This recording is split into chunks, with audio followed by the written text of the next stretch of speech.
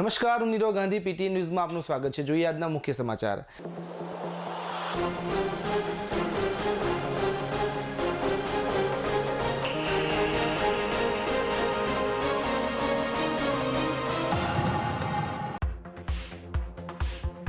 ચૈત્રી સુદ આઠમ એટલે લીંબચ માતાનો જન્મદિવસ।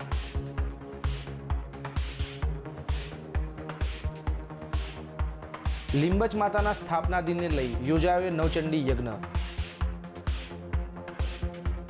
તો માતાજીને સુંદર ફૂલોની આંગીને મંદિરને શણગારવાની સાથે મંદિર પરિસર ખાતે ધ્વજ આરોહણ કરવામાં આવ્યો।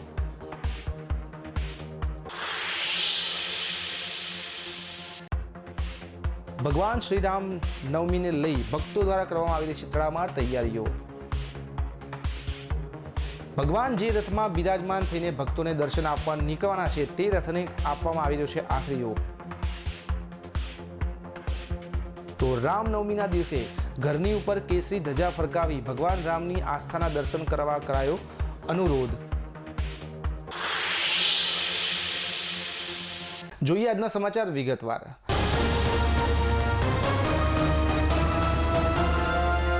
પાટણ શહેરમાં લીંબચ માતાની પોળ ખાતે સમગ્ર વાળંદ સમાજના કુળદેવી બિરાજમાન જોવા મળી રહ્યા છે। ત્યારે ચૈત્રી સુદ આઠમને એટલે લીંબચ માતાજીનો જન્મદિવસ। આ દિવસે દૂર દૂરથી પાટણ વાળંદ સમાજના ભાવિક ભક્તો સંઘો લઈને પાટણ માતાજીના દર્શને આવતા હોય છે। ત્યારે લીંબચ માતાની ચૈત્રી આઠમ એટલે કે સ્થાપના દિનને લઈ મંદિર પરિસર ખાતે વિવિધ ધાર્મિક કાર્યક્રમો યોજાતા હોય છે અને દૂર દૂરથી આવતા ભાવિક ભક્તો પોતાના કુળદેવીના દર્શન કરી ધન્યતા અનુભવતા હોય છે। ત્યારે માતાજીના સ્થાપના દિનને લઈ મંદિર પરિસર ખાતે નવચંડી યજ્ઞનું આયોજન કરવામાં આવ્યું હતું અને માતાજીના સ્થાપના દિનને લઈ માતાજીને સુંદર ફૂલોની આંગી અને મંદિરને શણગારવાની સાથે મંદિર પરિસર ખાતે ધ્વજારોહણ કરવામાં આવ્યું હતું। તો માતાજીના સ્થાપના દિનને લઈ પાટણ શહેરના જાહેર માર્ગો પર સંધ્યા સમયે માતાજીની શોભાયાત્રા સહિત ચૈત્રી સુદ આઠમના દિવસે માતાજીની પલ્લી પણ ભરવામાં આવી હોવાનું લીંબચ માતાજીના મંદિરના ટ્રસ્ટના ટ્રસ્ટી દ્વારા જણાવવામાં આવ્યું હતું। શ્રી લીંબચ માતા અધ્યસ્થાન પાટણ એ અમારા સમગ્ર વાળંદ સમાજની કુળદેવી છે। કુળદેવીના દર્શન કરવા માટે ક્યાંથી ચાલતા સંઘો આવે છે। ચૈત્ર મહિનાનું આઠમ એ અમારા માતાજીનો જન્મદિવસ ગણાય છે। આ જ નિમિત્તે છેલ્લા 29 વર્ષથી ગાંધીનગર પગપાળા સંઘ અંદાજિત 400 વર્ષ પગપાળા સંઘ અહીં આવે છે। જુદા જુદા તહેવારે પણ ખેરાળુ, મહેસાણા, ખેડબ્રહ્મા, ભિલોડા વગેરેથી પણ સંઘ ચાલતા આવે છે અને બહોળા પ્રમાણમાં દર રવિવારે લક્ઝરીઓ પણ આવતી હોય છે। એ લોકોને પણ અમે સારું સ્વાગત કરીએ છીએ। એ લોકોને પણ અમે અમારા ચૈત્ર સુદ આઠમના નિમિત્તે નવચંડી હવન થાય છે। નવચંડી ત્યારબાદ માતાજીની શોભાયાત્રા કાઢવામાં આવે છે જે પાટણના મુખ્ય માર્ગો પરથી પસાર થાય છે અને સાંજે માતાજીની પલ્લી ભરાય છે જે નવખંડની વર્ષમાં 2 વખત ભરાય છે। એમાં આ ચૈત્ર સુદ આઠમમાં ચોળાન ચોખાની અમારી પલ્લી ભરાય છે અને આસો મહિનાની આઠમના દિવસે નવખંડની પલ્લી ભરાય છે।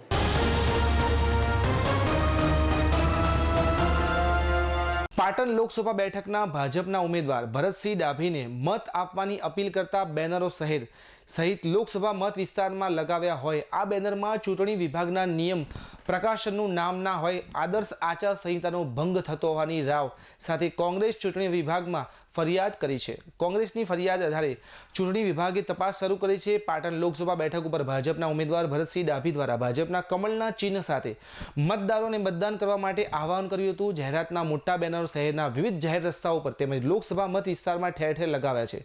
ત્યારે બેનરોમાં ચૂંટણી વિભાગની ગાઈડલાઈન મુજબ પ્રકાશનનું નામ અવશ્ય લખવાનું હોય છે, પરંતુ ભાજપના ઉમેદવારના બેનરોમાં કોઈ પણ સ્થળ ઉપર પ્રકાશનનું નામ દર્શાવવામાં આવ્યું નથી।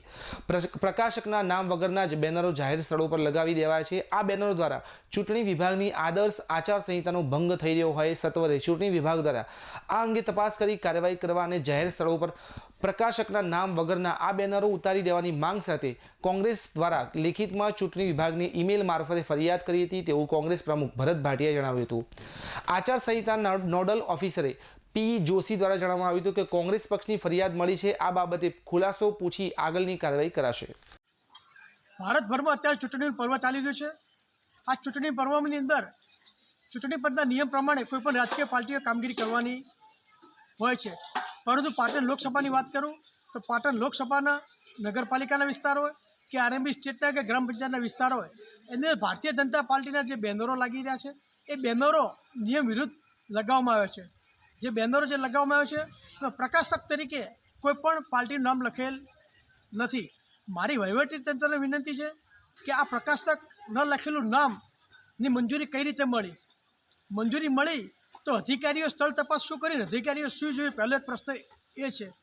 અમે જ્યારે કોંગ્રેસના આગેવાનો મંજૂરી માગીએ છીએ તો અમારી નાની નાની બાબતમાં ખોડ કાપડ ગાળવામાં આવે છે. અમારું બેનર કયા પ્રકારનું છે, બેનરનું ડિઝાઇન કયા પ્રકારની છે, બેનર કઈ સાઈડનું અને કયા સ્થળે લગાવવાનું છે ત્યાં સુધીની પૂછા અધિકારીઓ કરતા હોય છે. અને ભારતીય જનતા પાર્ટીના નિયમ વિરુદ્ધના લાગેલા બેનરની કોઈ પૂછા થતી નથી. આ પ્રકાશક વગેરે બેનર અમારા ધ્યાન ઉપર આવતા અમે ગુજરાત ચૂંટણી પંચ ગાંધીનગર ખાતે ફરિયાદ કરી હતી અને પાટણ લોકસભાના સમાવેશ વિસ્તારમાં મહેરબાન કલેક્ટર શ્રી પાટણ, મહેરબાન કલેક્ટર શ્રી બનાસકાંઠા, મહેરબાન કલેક્ટર શ્રી મહેસાણાને પણ આ બાબતે ફરિયાદ કરી છે. અમારી ફરિયાદ કરતાં આજે ચૂંટણી પંચ તાત્કાલિક કાર્યવાહી કરી હતી, પરંતુ ફક્ત સ્ટીકરો લગાવવાની કામગીરી કરવામાં આવી છે. અમારી મહેરબાન કલેક્ટરશ્રીઓને વિનંતી છે કે અમારી ફરિયાદના આધારે એક સૌ પ્રથમ તો પહેલાં બેનર ઉતારી લેવા જોઈએ. બેનર ઉતારવા ભારતીય જનતા પાર્ટીના જે તે જવાબદાર વ્યક્તિ હોય એ પુનઃ મંજૂરી માગે અને પુનઃ મંજૂરીના ફોટા જે તે મીડિયામાં મૂકે અને એ પછી મંજૂરી લગાવીને પછી બેનરો લગાવવા જોઈએ. જો તેમ કરવામાં નહીં આવે તો અમે પુનઃ જવાબદાર અધિકારી સમક્ષ ચૂંટણી પંચમાં ફરિયાદ કરીશું. ખરેખર અંધેર વહીવટ ચાલી રહ્યો છે એની આજ અમને પ્રતીતિ થઈ રહી છે.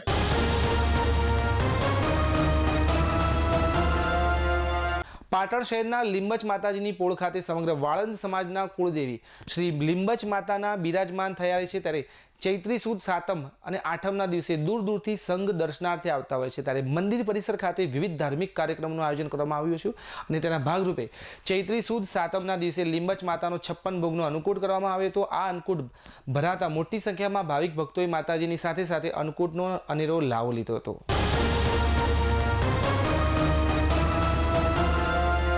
પાટણ સિનિયર સિટીઝન કાઉન્સિલ દ્વારા જિલ્લા સમાજ સુરક્ષા અધિકારી સુરેશભાઈ વાગડોદા તથા જિલ્લા બાળ સુરક્ષા અધિકારી કેતનભાઈ પ્રજાપતિ દ્વારા મતદાન જાગૃતિ અંગે માર્ગદર્શન સિનિયર સિટીઝન ખાતે આજરોજ કરવામાં આવ્યું હતું. મતદાન જાગૃતિ અંતર્ગત સરકાર દ્વારા વિવિધ કાર્યક્રમો રાખવામાં આવે છે. ત્યારે પાટણ વહીવટી તંત્ર દ્વારા મતદાન જાગૃતિ અંગે આજરોજ સિનિયર સિટીઝન કાઉન્સિલ ખાતે વહીવટી શાખાના અધિકારીઓ દ્વારા સુંદર માર્ગદર્શન આપવાનો કાર્યક્રમ સિનિયર સિટીઝન કાઉન્સિલ ખાતે રાખી અધિકારીઓ દ્વારા સુંદર માર્ગદર્શન તથા સરકાર દ્વારા સિનિયર સિટીઝન લોકો માટે અલગ અલગ વ્યવસ્થા તથા 85 વર્ષથી ઉપરના લોકો માટે વોટ આપવાની અલગ વ્યવસ્થા કરવામાં આવે છે. અને આજના યુવાનોને મતદાન જાગૃતિમાં મતદાન કરવું એ આપણો અધિકાર છે અને યુવાનોએ મતદાન જરૂર કરવું જોઈએ તેવું અધિકારીઓએ જણાવ્યું હતું. આ પ્રસંગે કાઉન્સિલના પ્રમુખ રમણભાઈ પટેલ દ્વારા કાઉન્સિલ વતી આવેલા અધિકારીઓનું શાલ તથા પુષ્પગુચ્છ આપી સન્માનિત કરવામાં આવ્યા હતા અને કાઉન્સિલમાં નવા સભ્યો બન્યા હોય તેઓનું પણ સંસ્થા દ્વારા સ્વાગત કરી સન્માનિત કરવામાં આવ્યા હતા.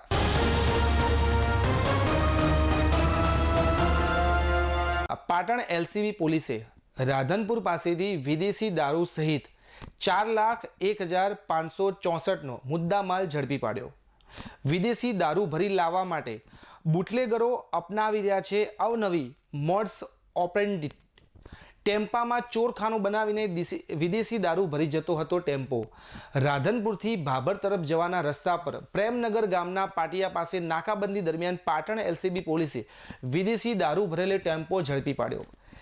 દારૂ ઝડપાયા દરમિયાન એક આરોપીને પોલીસે ઝડપી લીધો હતો તેમજ અન્ય એક આરોપીને પકડવા ચક્રો ગતિમાન કર્યા હોવાનું પોલીસે જણાવ્યું. ત્યારે 1,96,564 રૂપિયાનો વિદેશી દારૂ પોલીસે ઝડપ્યો હતો તેમજ 460 ટેમ્પો સહિત કુલ મુદ્દામાલ મળીને રૂપિયા 4,01,564નો મુદ્દામાલ પોલીસે કબજે કર્યો હતો.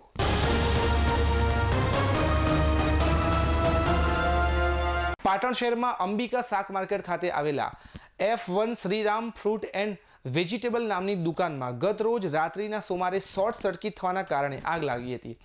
આ આગ લાગતા દુકાનમાં પડેલું ટીવી બળીને સંપૂર્ણ ખાક થઈ જવા પામ્યું હતું. તદુપરાંત સીસીટીવી કેમેરાના કેબલો, DVRના કેબલો અને જૂના ચોપડાઓ પણ બળીને ખાક થયા હતા. આ આગ લાગતા આજુબાજુના વેપારીઓ દોડીને આવી ગયા હતા અને કાબુ મેળવ્યો હતો અને આ આગ લાગતા જીબીના કર્મચારીઓ જાણ કરતા તેઓ તુરંત ઘટના સ્થળે આવીને વીજ પુરવઠો બંધ કરી મોટી દુર્ઘટના ટાળી હતી. તો અંબિકા શાક માર્કેટમાં લાગેલી આગમાં અંદાજિત 50,000 થી 60,000 રૂપિયાનું નુકસાન થયું હોવાનું વેપારી મહેન્દ્રભાઈ પટણીએ જણાવ્યું હતું. બનાવમાં શોર્ટ સર્કિટ થવાને કારણે અંદર ટીવીમાં કેબલ સ્પાર્ક થવાથી ટીવી છે, કેમેરા છે અને અહીંયા કેરેટો છે, કેરેટોમાં ભરેલા ચોપડાઓ, જૂના ચોપડાઓ હતા બધા ઉઘરાણીના, એ પણ બધા નાશ પામ્યા છે અને ટીવી ને કેમેરા તો બધું સાફ સળગી જ ગયું છે આખું. જીબીનો સ્ટાફ ટાઈમસર આવી જવાથી તરત આગ ઓલવાઈ ગઈ. અહીંયા બધા મજૂરોને બધાના પાણીના છંટકાવથી સારી હેલ્પ મળવાથી નુકસાન બહુ ઓછું થયું. બાકી બધું જે ટીવીને લાઇટિંગનું નુકસાન, બધું વાયરિંગનું નુકસાન ઘણું બધું થયું. કેટલું અંદાજે કેટલું નુકસાન થયું છે? અંદાજે થયું હશે 50-60 હજાર રૂપિયા.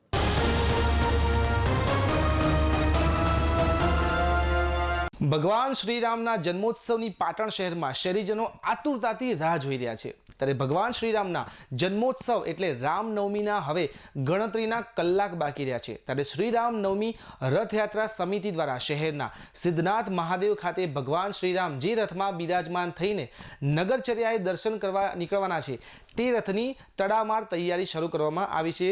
તદુપરાંત ભગવાન શ્રીરામની મૂર્તિઓની પણ તૈયારીઓ કરતા શ્રી રામનવમી રથયાત્રા સમિતિ પાટણના કાર્યકરો દ્રશ્યમાન થયા હતા. તો રામનવમી 17મી એપ્રિલના રોજ નીકળવાની હોય શ્રી રામનવમી શોભાયાત્રા સમિતિ આગેવાનોએ રામનવમીને લઈ પોતાના ઘરે કેસરી ધ્વજ ફરકાવી ભગવાન શ્રીરામ પ્રત્યેની આસ્થા પૂર્ણ કરવા સહિત રથયાત્રાનું સન્માન સ્વાગત કરવા આહ્વાન કર્યું હતું. શ્રી રામનવમી શોભાયાત્રા સમિતિ દ્વારા ભગવાન જે રથમાં બિરાજમાન થશે રથની તડામાર તૈયારીઓ અને ભગવાનની મૂર્તિને શણગારવાનું સિદ્ધનાથ મહાદેવ ખાતે તડામાર તૈયારીઓ ચાલુ છે. જય શ્રી રામ. શ્રી રામનવમી શોભાયાત્રા ટ્રસ્ટ સમિતિ દ્વારા 37મી રામનવમી શોભાયાત્રા 17/4/24 બુધવારના રોજ રામનવમીના દિવસે 12:39 કલાકે રામજી મંદિરથી ભગવાન શ્રી રામજીની શોભાયાત્રાનો શુભારંભ થશે. તો સર્વ નગરજનો મોટી સંખ્યામાં શોભાયાત્રામાં જોડાઈ મહોત્સવ ઉજવે. દરેક નગરજનો પોતપોતાના મહોલ્લામાં કેસરી ધજાથી શણગારે અને શોભાયાત્રાનું ભવ્ય સ્વાગત કરે. પોતાના ઘર પર કેસરી ધજા ફરકારી પોતાની આસ્થા પૂર્ણ કરે. શોભાયાત્રા પોતાના રૂટ પર નીકળી રાત્રે 10 વાગે નિજ મંદિર પાછી ફરશે.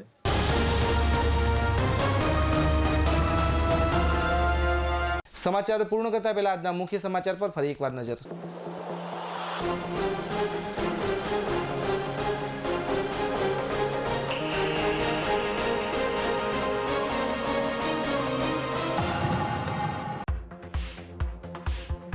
ચૈત્રી સુદ આઠમ એટલે લીંબચ માતાનો જન્મદિવસ.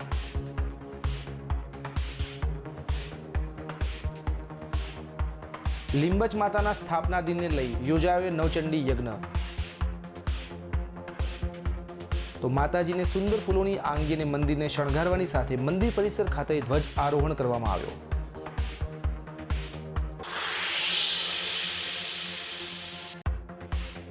ભગવાન શ્રીરામ નવમીને લઈ ભક્તો દ્વારા કરવામાં આવી રહી છે તડામાર તૈયારીઓ. ભગવાન જે રથમાં બિરાજમાન થઈને ભક્તોને દર્શન આપવા નીકળવાના છે તે રથને આપવામાં આવી રહ્યો છે આખરી યોગ. તો રામનવમીના દિવસે ઘરની ઉપર કેસરી ધજા ફરકાવી ભગવાન રામની આસ્થાના દર્શન કરવા કરાયો અનુરોધ. આ સાથે આજનું બુલેટિન અહીંયા સમાપ્ત કરી છે. રજા આપશો. નમસ્કાર.